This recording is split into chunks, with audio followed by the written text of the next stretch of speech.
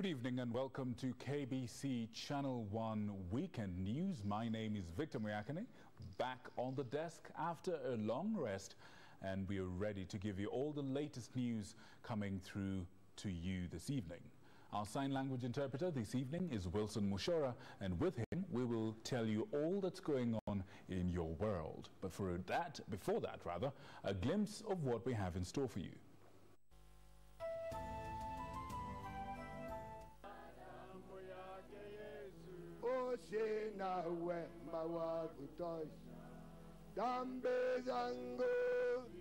The late Baringo South Member of Parliament, Grace Kipchoin, is laid to rest in a ceremony dominated by 2022 succession politics.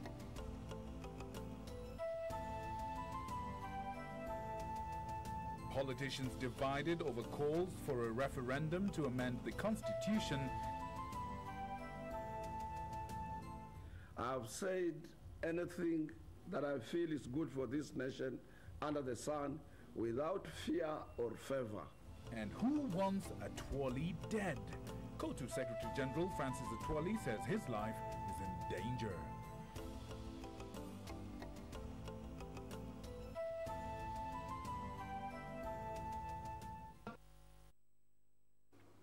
Right, that and so much more coming to you this evening with me, Victor Muyakane. Once again, welcome to this broadcast, and here's how you can interact with us and share with us your views and reviews on the news, as I like to put it.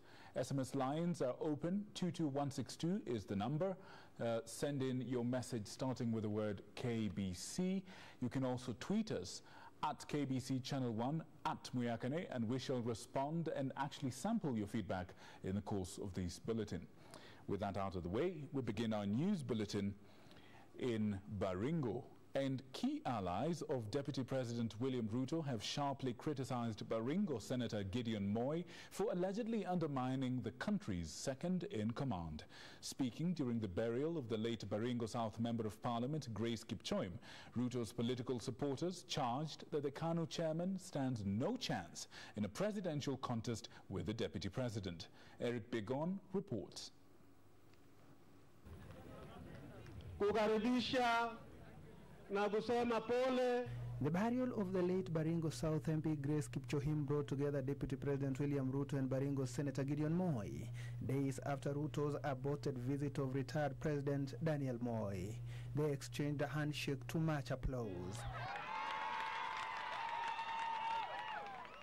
Interestingly, Ruto shied away from politics, instead choosing to pay tribute to the fallen lawmaker. And without fear of any contradiction, I want to say on this last day of Grace that she was my very dear friend.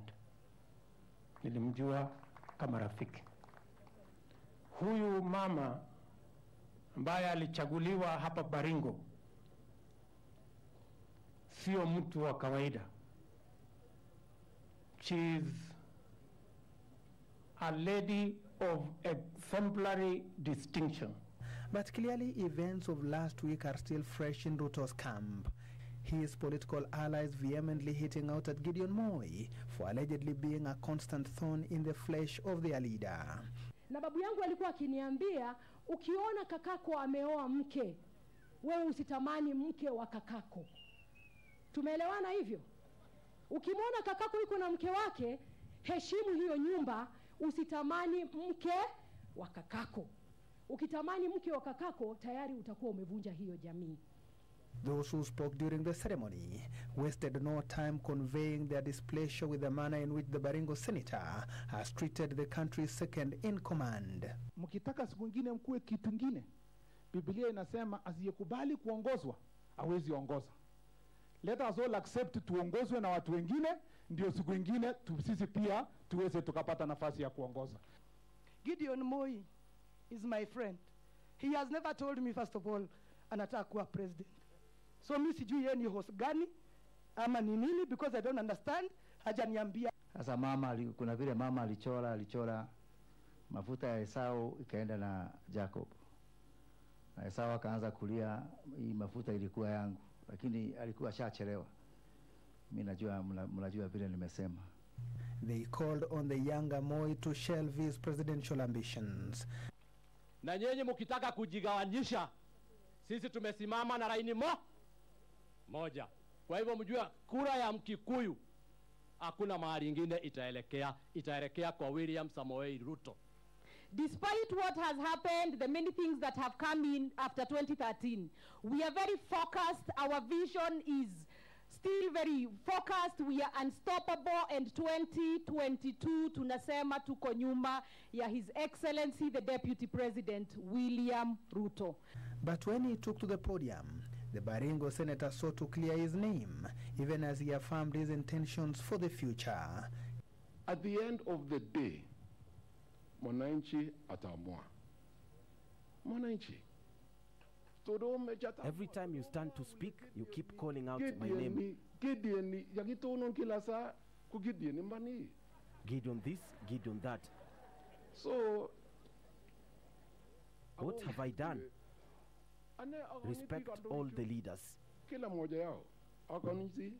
Kipchoim, who died on April 20th at Nairobi Hospital after battling colon cancer for close to 2 years, was laid to rest at her home in Kimoriot village. She is survived by 4 children. Eric Biegon reporting for Channel 1 News.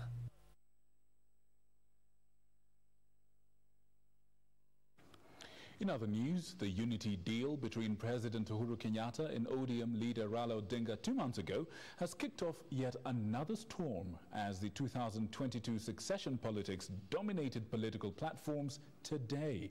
Political camps allied to both leaders appear to be reading from different scripts, with MPs allied to the president opposed to the referendum push by Odinga's political camp.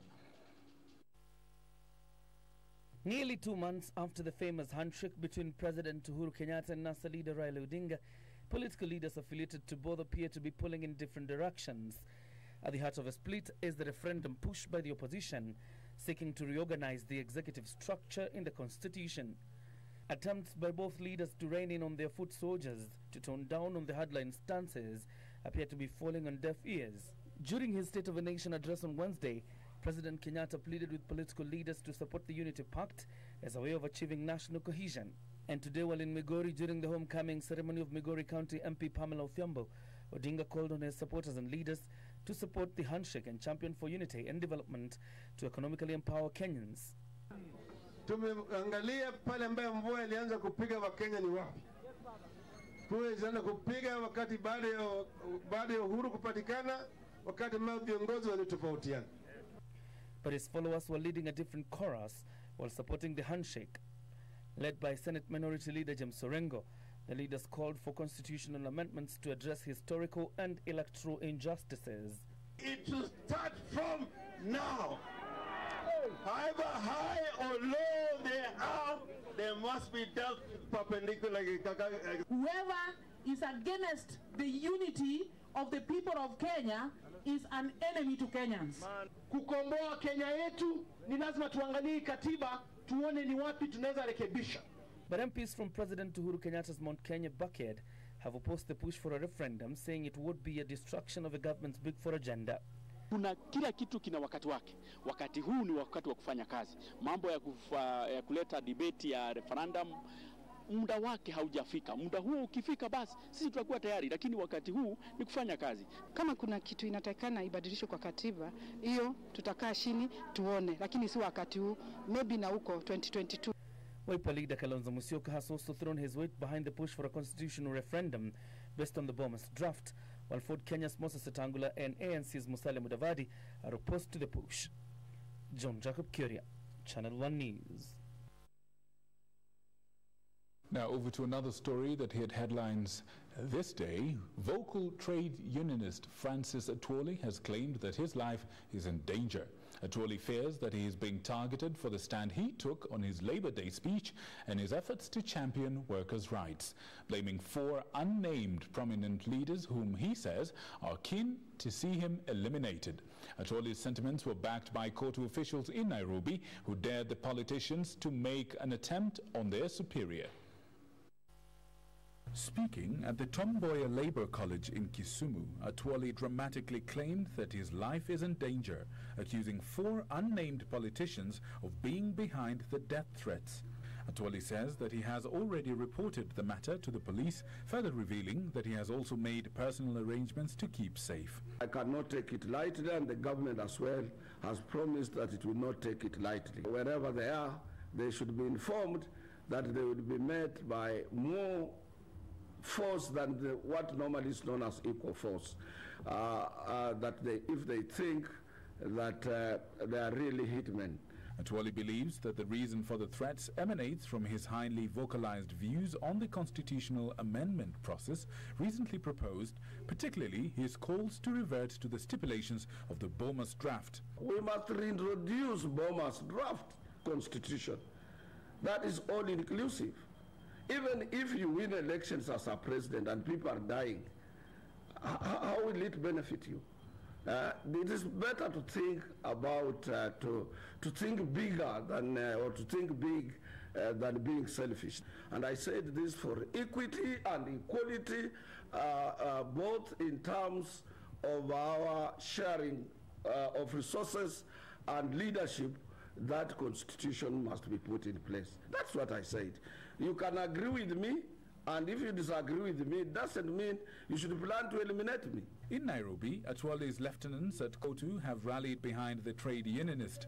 It is important to note, however, that Atwoli did not deign to mention any of the people he suspects to be behind the plot to kill him. And in other news, drama unfolded at the Kenya National Union of Teachers headquarters in Nairobi early Saturday morning as members of the teachers' umbrella body stormed into the building demanding for the removal of the embattled NUT SG Wilson Sosion. The members are threatening to swear in Deputy SG Hesbon Otieno to replace Sosion, whom they accuse of abdicating his duties since joining politics. Saturday morning, and this was the situation at the Kenya National Union of Teachers headquarters along Mfungano Street in Nairobi.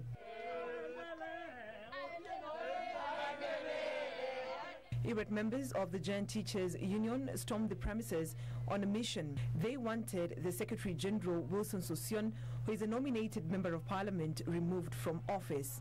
Let him be a team player. When you're working with the other people, you cannot run a union alone. Kama sisi ni wabaya, tuko nayo, kwa nini namfukuza tena? Trade Union Congress. If we are bad. When people are given assignments and they don't do, which we have delegated to them, then as trustees, we get very worried.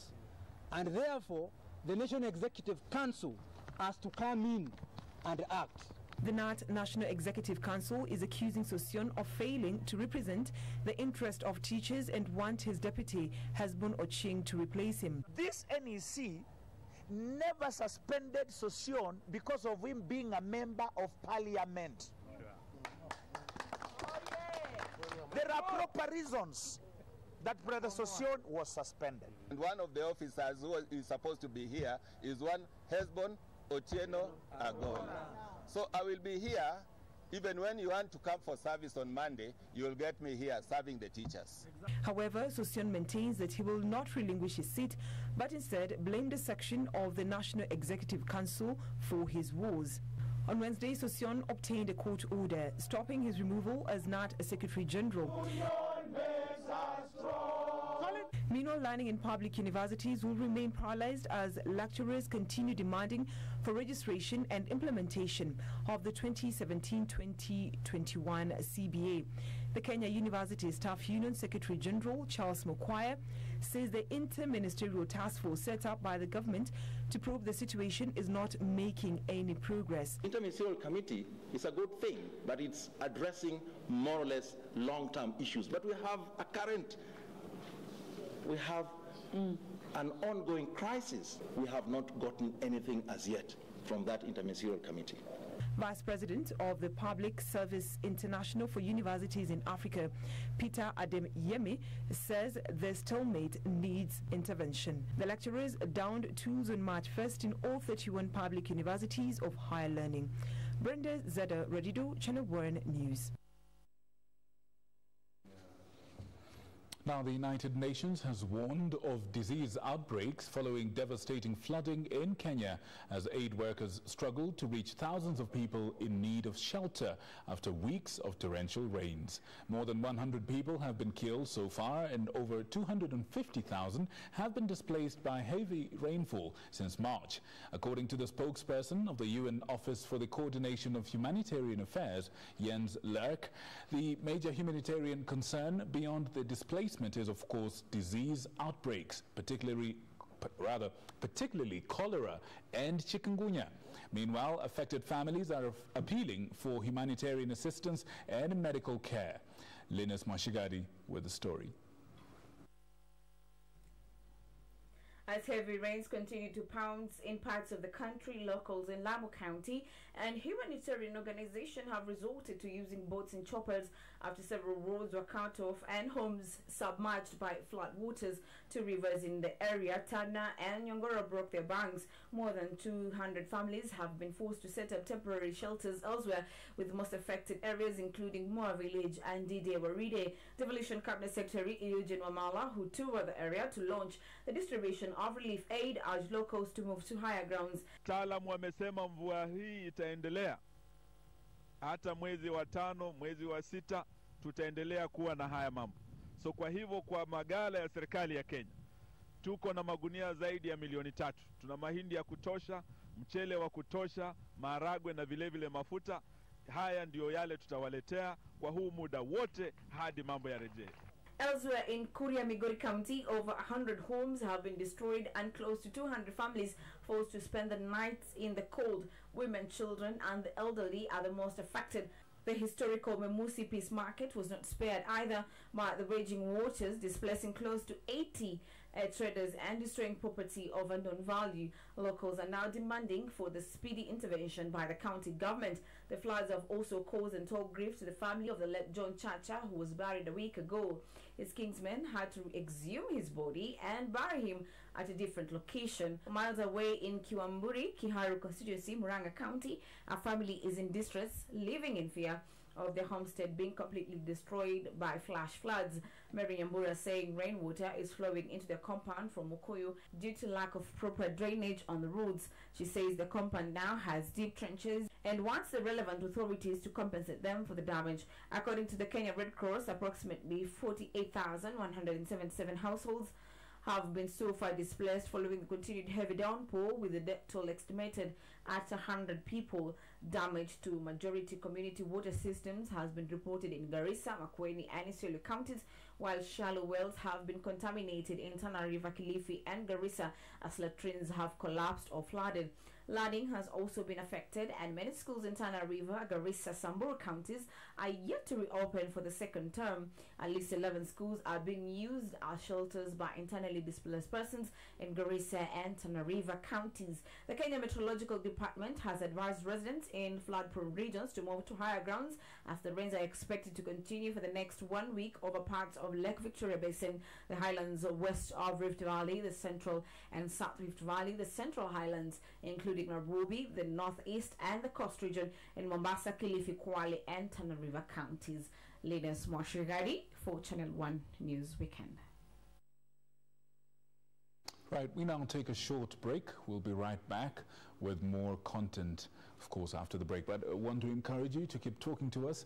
SMS lines are open. 22162 is the SMS line. Send in your feedback and we'll be happy to sample it. You could also tweet us at KBC Channel 1, at Muyakane. And once again, we'll be happy to sample your feedback live. Thank you and see you after the break.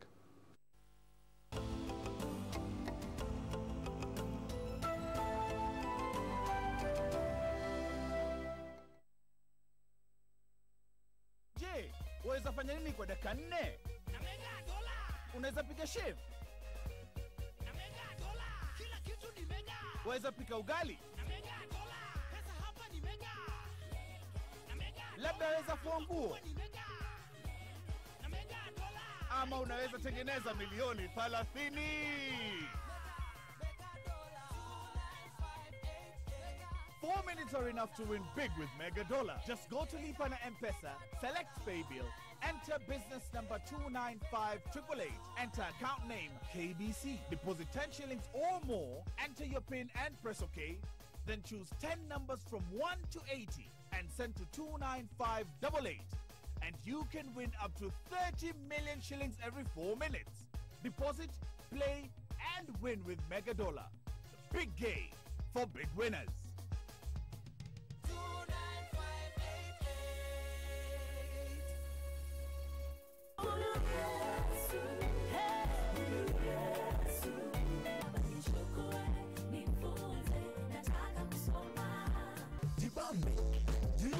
Now go crazy for Christ.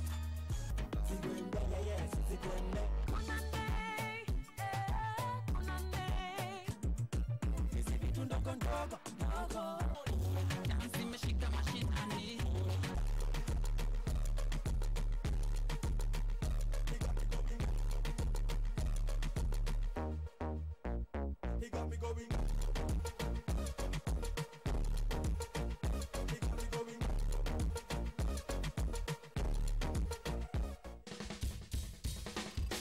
Vote for KBC Channel 1 as your favorite TV station for the Kuza Broadcasting Awards 2018. SMS the word Kuza to 15601. It's absolutely free. Voting ends on 9th May. Vote, vote, vote.